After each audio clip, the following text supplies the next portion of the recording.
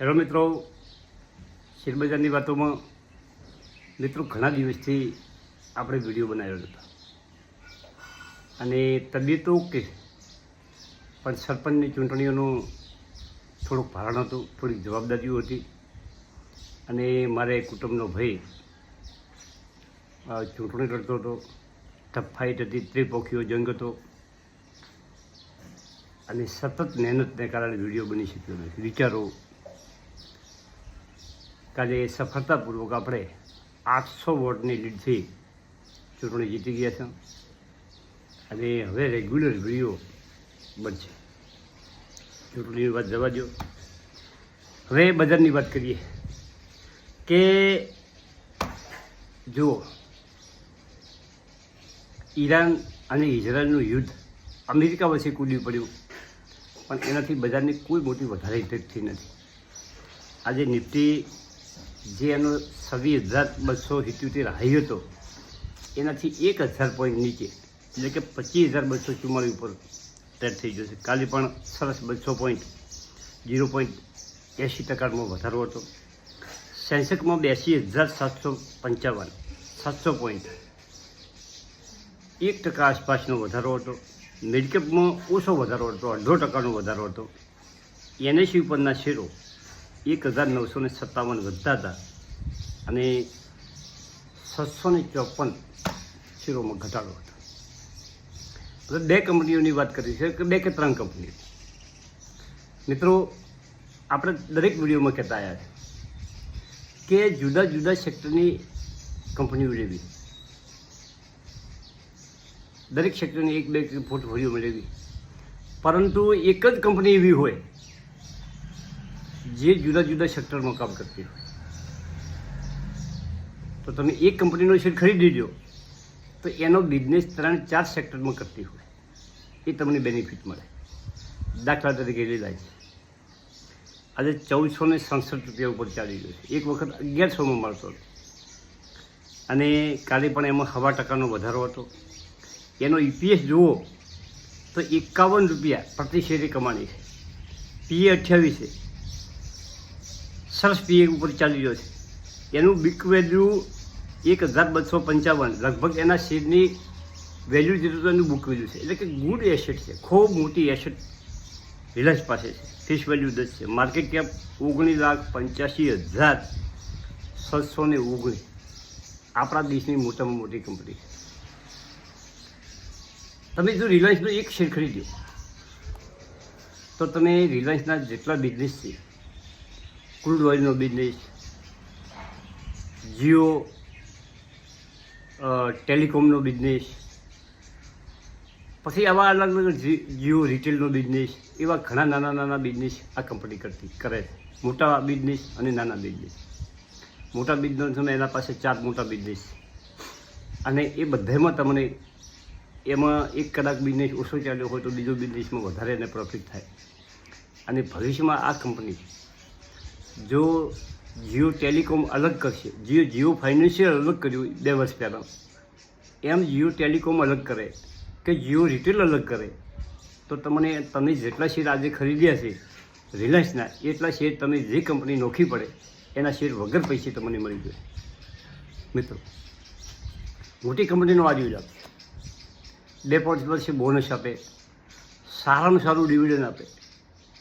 મિત્રો, અને આ બધી કંપનીઓ છે ને એ લાંબા સમય 10 વર્ષ તમે રાખો પોર્ટફોલિયોમાં તો એને તમને દેખાય કે ના, આ કંપની આપણને લાભ આપ્યો છે.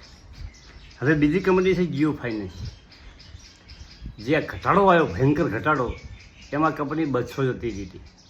પહેલાં તો વધીને 363 400 પહોંચી હતી, પણ અહીંયાથી ઘટીને સીધી 200 આવી ગઈ હતી અને 200થી ધીમી વધતા 300 ઉપર હવે કંપની આ ટ્રેડ થઈ ગઈ.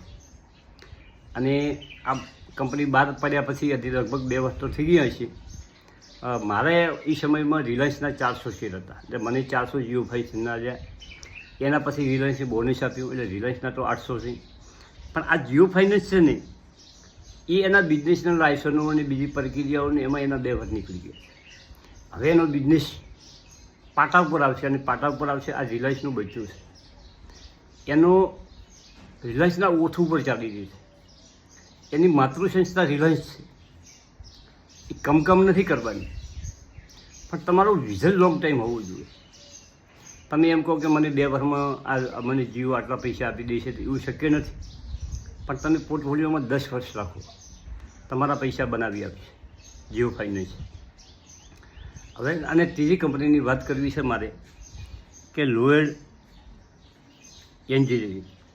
આ કંપની મારા પોર્ટફોલિયોમાં 12 રૂપિયાના ભાવથી હું સતત એમાં લેતો આવ્યો છું, અને મારા પાસે સારા એવા શેરની ભેગા કરી રાખ્યા છે. કંપની પહેલી વખત 1-2 વર્ષ પહેલાં એણે આધી શેર આપ્યા હતા, લગભગ 12-12.5 રૂપિયે કે એવા કોક ભાવે, મને મગજમાં નથી, પણ એ આધી શેર મને મળ્યા હતા. અને પછી એ આધી શેર મેઇન શેરમાં કન્વર્ટ થયા, અને વળી કંપનીએ બીજા આધી શેર બાદ પાડ્યા, અને એનો રેશિયો હતો 34 શેરે 9 શેર, એટલે કે લગભગ 4 શેરે 1 શેર એણે ફાળવણી કરી હતી. અને તમને જેટલી ધારો કે ફાળવણી કરી હોય શેરની, એટલા પછી એના કુલ રૂપિયા પ્રમાણે, અને વધારાને તમારે કોઈ શેર માગવા હોય આદિ શેર, તો તમે વધારે માગી શકો છો. એમાં કંપનીએ જે વધારે જણે જેટલી માગણી કરી હોય એના રેશિયો પ્રમાણે એમાં પણ થોડી ફાળવણી આપણને મળી છે, એને પણ બેનિફિટ મળ્યો છે. હવે આ કુલ રૂપિયા જેને ભરાઈ ગયા છે, હવે એ પાટલી પેડ શેર એટલે પીપી શેર કહેવાય છે. અને પીપી શેરનો ભાવ અત્યારે 20 તારીખથી ચાલુ થયો છે, 40 રૂપિયા અને 45 પૈસા ઉપર કાલે ટ્રેડ થઈ ગયો હતો. કંપની 40 રૂપિયા અને 45 ઉપર એ પીપી શેર ટ્રેડ થઈ ગયો છે, અને 16 રૂપિયા બાકીના બીજા ભરવાના છે. એ કંપની જ્યારે માગી ત્યારે તમે ભરશો એટલે તમારે ઓરિજિનલ શેરમાં એ શેર ડાયવર્ટ થઈ જશે મિત્રો. અને મારા ઘણા મિત્રોએ આ કંપનીના શેરો લીધા છે, પણ આ શેર બધાય છે ને એ લાંબા સમય માટે રાખી શકાય એવી છે. તમે જેમ થાપણ રાખો એમ સારી કંપનીઓ તમારા પોર્ટફોલિયોમાં થાપણ તરીકે રાખો મિત્રો, તો જ પૈસા બને. કાયમ વેચવું, કાયમ લેવું, કાયમ આ બધા જફામાં પડવાનું જ. શેર બજાર એવો એક બિઝનેસ છે કે જ્યાં ખૂબ પૈસા છે, ગજબ પૈસા છે, પણ ધીરજવાળો માણસ હોય એ પૈસા મેળવી શકે. જે ઘડીકમાં પૈસા લેવા માટે આવે છે ને એ પૈસા મૂકીને જાય. ટૂંકા સમયમાં જાણે બધું લઈ લેવું છે એ પૈસા મૂકીને જાય.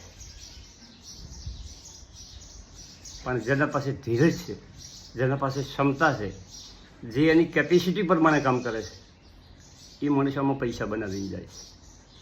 આ પાઠ હું એમાં ભણ્યો છું શેર બજારમાં. હું કોઈ ડેલી ટ્રેડિંગ કરતો જ નથી. હા, મને એમ લાગે કે આ કંપનીના એકદમ ગુડ ન્યૂઝ છે, અને કાલે આ કંપની વધવાની છે, તો એ કંપનીમાં હું એન્ટર થઉં, અને મારે જો એ પૈસા મારા પાસે સગવડ ના હોય તો હું 2-3 દિવસે વેચી મારું. મારે હું એમને ટ્રેડિંગ કરી શકું છું. મેં થોડાક મારા જે પોર્ટફોલિયોના શેરો છે એ પ્લેસ કરાયા છે, એની અવેજમાં વગર પૈસે હું શેર અત્યારે લઈ શકું છું. અને એના 2-3 દિવસે મારે પૈસા ભરવાના આવે ને એ વખતે મને થોડો નફો કદાચ મેં કોઈ શેર લીધા હોય તો એ હું વેચી મારું. પણ એ હું કાયમ નથી કરતો, કાયમની જફામાં હું પડતો જ નથી. સરસ મેનેજ કરો તમારો પોર્ટફોલિયો, ગુડ મેનેજ કરો, અને ચિંતા છોડ્યા વગર તમે ધીમે કામ કરશો ને તો મજા આવશે મિત્રો. શેર બજાર ક્યાંય ભાગી જવાનું નથી. તમને મોકો આપેલ છે શેર બજાર, ભગવાન મોકો આપેલ છે, મોકાનો ઉપયોગ તમારે કરવો. બજાર ઘણી વખત કરેક્શન આવે. હમણાં આ પેલું 2 વખત 2 દાડા યુદ્ધ થયું ઈરાન ઇઝરાયલનું, પારસ ડિફેન્સ સડસડાટ 2-3 દાડા વધ્યો, અને વધ્યા પછી 2-3 દિવસથી ઘટેલો છે. મારા પોર્ટફોલિયો છે મારી નજર એના ઉપર હોય, પરંતુ મારે સંખ્યા જેટલી છે એટલે મેં એમાં રાખી લીધા છે. એટલે દરેક સેક્ટરના થોડા ચુનંદા શેરો, ભલે ક્વોન્ટિટી ઓછી હોય લેવાની, ક્વોન્ટિટી ઉમેરતું જવાનું, કાચબાની ગતિએ ચાલતું જવાનું. Thank you. આભાર.